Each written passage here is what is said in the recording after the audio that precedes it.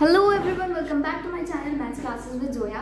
सो आज की वीडियो में हम स्टार्ट करें हमारी एक्सरसाइज 4.4। इससे जस्ट प्रीवियस वीडियो में हमने एक्सरसाइज 4.4 का बेसिक बहुत अच्छे से कंप्लीट किया है। अगर आपने वो मेरी वीडियो नहीं देखी है so please guys just check it out. आप उस वीडियो को एक बार ज़रूर चेकआउट करें।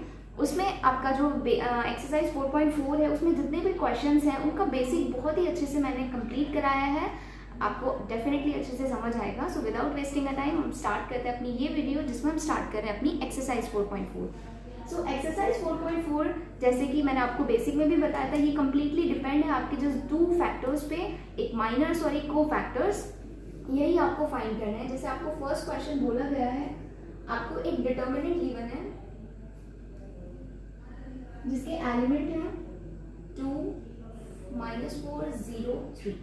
इसके आपको माइनर्स भी चेक करने हैं और कोफैक्टर्स भी चेक करने हैं। सो जैसे कि मैंने आपको बताया था कि अगर आपके पास कोई 2/2 ऑर्डर का डिटर्मिनेंट गिवन है तो उसके माइनर्स और कोफैक्टर कैसे फाइंड आउट करते हैं। अब जिसके अंदर जितने एलिमेंट्स हैं उसके उतने ही माइनर्स होते हैं और उसके उतने ही कोफैक्टर्स होते हैं। हाँ जी, तो जैसे कि मैंने बताया कि किसी डिटर्मिनेंट में जितने एलिमेंट्स होते हैं उसके उतने ही माइनर्स और उतने ही कोफैक्टर्स होते हैं। आपको कैसे चेक करना है, अगर आपके पास 2/2 ऑर्डर की डिटर्मिनेंट गिवन है तो उसके माइनर्स कैसे चेक आउट करते हैं। लाइक आपको 2 का माइनर चेक करना है तो 2 के डायगोनली आपको चेक करना है उसके सामने कौन सी वैल्यू आ रही है और वही उसका माइनर हो जाता है। -4 के डायगोनली चेक करना है उसके सामने कौन सी वैल्यू आ रही है, वही उसका माइनर्स हो जाता है। ओके, सो हम लिखते हैं माइनर्स को आप डिनोट करते हैं कैपिटल M से। तो मैं निकाल रही हूँ M11। M11 means first row first column, यानी फर्स्ट रो फर्स्ट कॉलम 2। इस 2 का माइनर निकालना है तो 2 का माइनर डायगोनली चेक करेंगे, क्या सामने आ रही है वैल्यू 3। सो ये हुआ आपका माइनर। नाउ अब हम चेक करेंगे M12।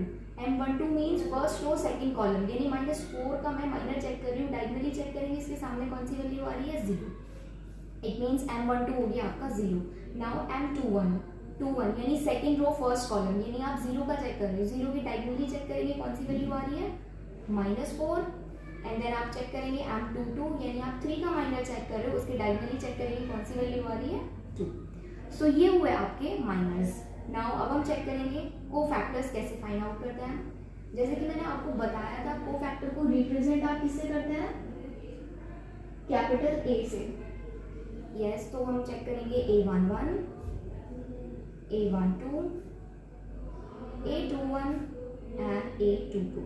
जैसे कि मैंने आपको इसमें एक तरीका बताया था कि क्या होता है फॉर्मूला की कोफैक्टर्स आपके सेम टू सेम माइनर्स होते हैं, जस्ट उनके सामने मल्टीप्लाई करनी होती है हमें -1 की पावर में वो जाती है ये वाली वैल्यू। लाइक अगर आपको ये चेक करना है तो A11 कैसे निकलेगा, आप A11 फाइंड करोगे वो इक्वल होगा सेम M11 के, बट उससे आपको पहले मल्टीप्लाई करनी है -1 की पावर 1 + 1। अब इतना सब कुछ ना करके मैंने आपको बताया था कि cofactors same to same minors होते हैं, जस्ट उनके सामने नेगेटिव साइन हो जाता है जिनको ऐड करके वैल्यू ऑड आती है।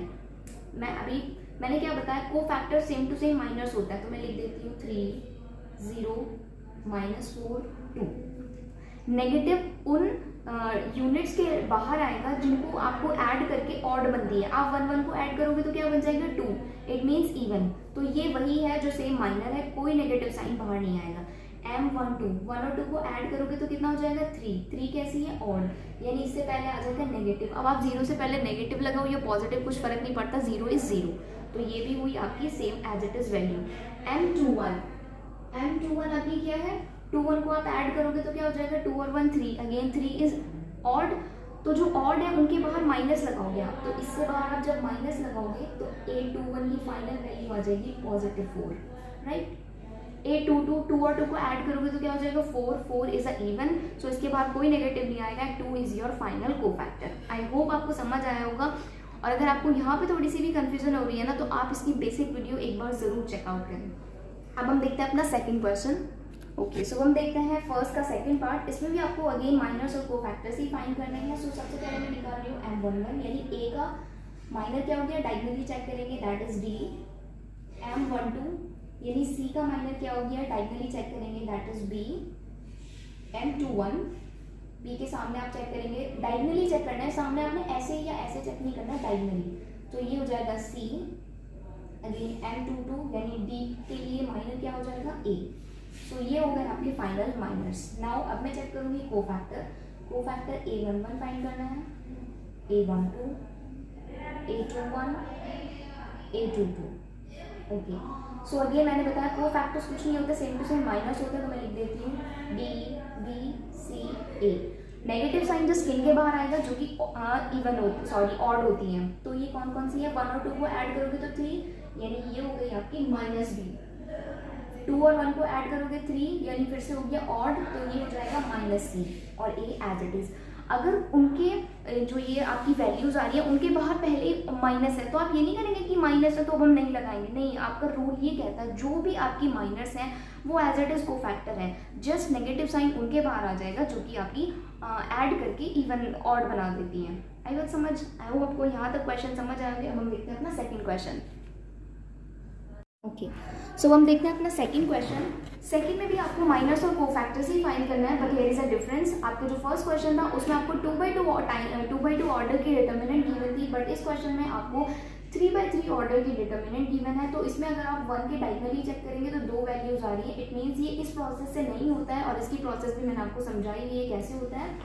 सो चलिए हम स्टार्ट करते हैं माइनस निकालना M11, यानी मैं चेक कर रही हूँ इस 1 के लिए। तो मैंने बताया था कि अगर आपके पास 3/3 ऑर्डर की है तो उसके लिए माइनस और कोफैक्टर्स कैसे फाइंड करते हैं, जिसकी भी आपको चेक करनी है सबसे पहले उसकी रो और कॉलम को आप निगलेक्ट कर दीजिए, यानी ये खत्म, यहाँ पे आपकी ये वाली चीज़ बची।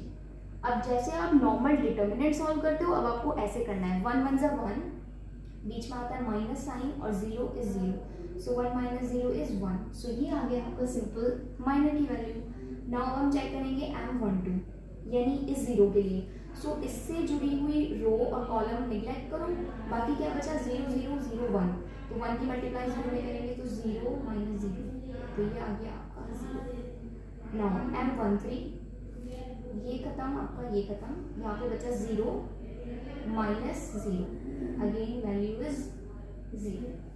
नाउ M21, यानी 21 यानी सेकेंड रो फर्स्ट कॉलम ये वाला, इसके लिए चेक करोगे तो ये रो खत्म, सॉरी ये कॉलम खत्म, ये रो खत्म, ये बचा आपका 0 0 0 1, तो 1 की मल्टीप्लाई 0 से करेंगे 1 0 इज 0 -0। ओके, M22, यानी इस 1 के लिए, तो ये खत्म एंड ये खत्म, तो 1 की मल्टीप्लाई 1 में 1 1 ज़ा 1, -0 दैट इज 1।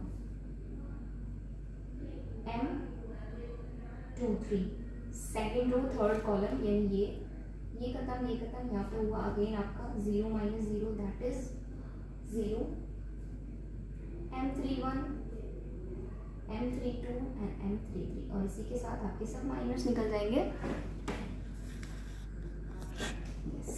M31, तो ये वाला, ये खत्म, ये खत्म, ये हो जाएगा 0 - 0। M32 यानी ये, इसके लिए भी वैल्यू आपकी 0 ही आ रही है। आई होप आपको समझ आ रहा होगा, कोई कंफ्यूजन नहीं होगी अभी इसके लिए। तो 1 1 ज़ा 1 एंड -0 दैट इज 1। सो ये आ गए आपके टोटल माइनस। आई होप आपको समझ आए होंगे। अब हम देखते हैं साथ ही साथ कोफैक्टर्स।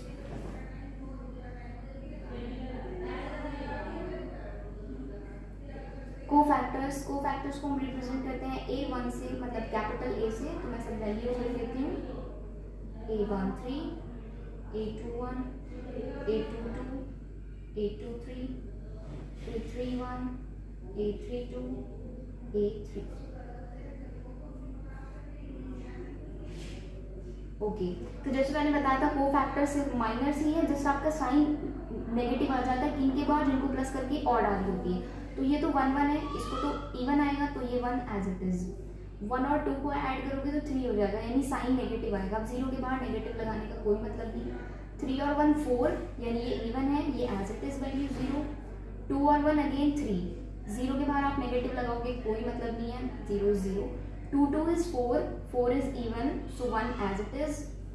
2 एंड 3 आप ऐड करोगे तो 5, 5 इज ऑड, और 0 के बाहर आप नेगेटिव लगाओगे तो कोई मतलब नहीं बैठता है। 3 1 इज 4, ये एज इट इज। 3 और 2 फिर से 0 और ये 1, क्योंकि आपकी जिनको आपको ऐड करके ऑड आ रही थी वो सब वैल्यू 0 है, तो उनके बाहर आपको नेगेटिव लगाओ, इससे कोई मतलब ही नहीं बैठता है। आई होप आपको ये क्वेश्चन समझ आया होगा। अब हम देखते हैं अपना नेक्स्ट क्वेश्चन। ओके सो हम देखते हैं सेकंड का सेकंड पार्ट। इसमें भी अगेन आपको माइनर्स एंड को फैक्टर्स निकालने हैं, जिसमें आपको अगेन ये 3/3 ऑर्डर का डिटर्मिनेंट है। तो हम माइनस चेक करेंगे M11 यानी फर्स्ट रो फर्स्ट कॉलम यानी 1। इससे रिलेटेड रो और कॉलम सबसे पहले तो आप हटा दीजिए, ये खत्म, यानी आपके पास बची ये डिटर्मिनेंट।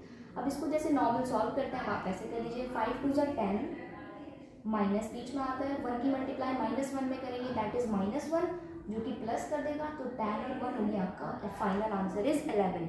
नाउ M12 यानी ये 0, ये रो और ये कॉलम पहले तो ये खत्म, आपके पास बचा ये 3 0 -1 and 2, तो 3 2 = 6, नेगेटिव साइन 1 की मल्टीप्लाई 0 में करेंगे दैट इज 0, और 6 - 0 इज 6, राइट। ओके सो हम देखते हैं M13 यानी ये 4, ये कॉलम और ये रो खत्म, ये बचा आपके पास 3 1 = 3 -0 दैट इज 3।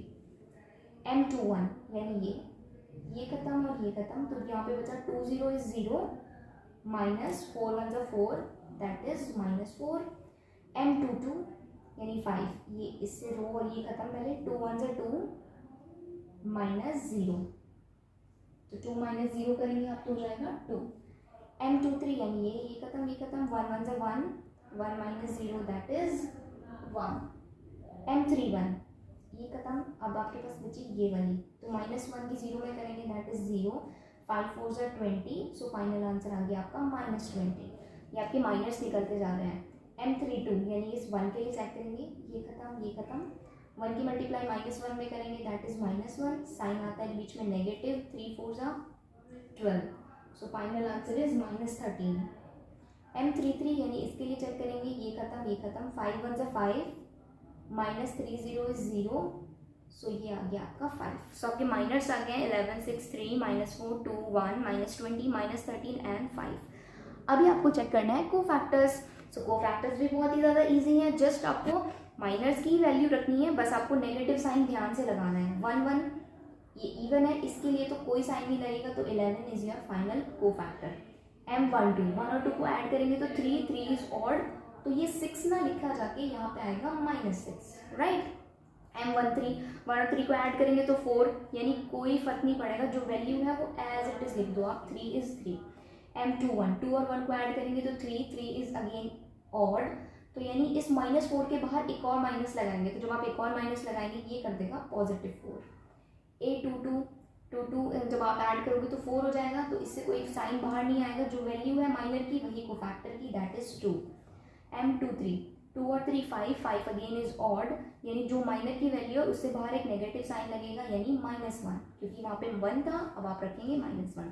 M31 3 1 ऐड करोगे तो 4, कोई फर्क नहीं पड़ेगा, यानी जो आपकी माइनर है, यानी अब आप यहाँ पे कंफ्यूज हो जाते हैं बच्चे, यहाँ पे आप उसको 20 लिखोगे, नहीं भाई क्यों लिखोगे आप 20, उसने बोला है कि सेम टू सेम को फैक्टर्स की वैल्यू माइनर्स की होती हैं, तो जो एज इट इज आपका माइनर है उसे आप एज इट इज रखो ना, क्योंकि इसके बाहर तो कोई नेगेटिव साइन नहीं आएगा, तो जो माइनर है वो एज इट इज रखा जाएगा। Now M32 is 5 again is odd, यानी जो माइनर की वैल्यू है यानी -13, इस -13 से एक और बाहर आएगा साइन माइनस का, तो यानी माइनस हो जाएगा प्लस, और ये हो गया आपका +13। M33 अगेन इज इवन है, आप इसको ऐड करोगे 6 हो जाएगा, तो यानी 5 as it is. I hope आपको माइनर्स और को फैक्टर्स अच्छे से समझ आएंगे, कोई भी कंफ्यूजन नहीं होगा। सो आज की वीडियो में बस इतना ही, मिलते हैं अपनी नेक्स्ट वीडियो में। Thank you so much.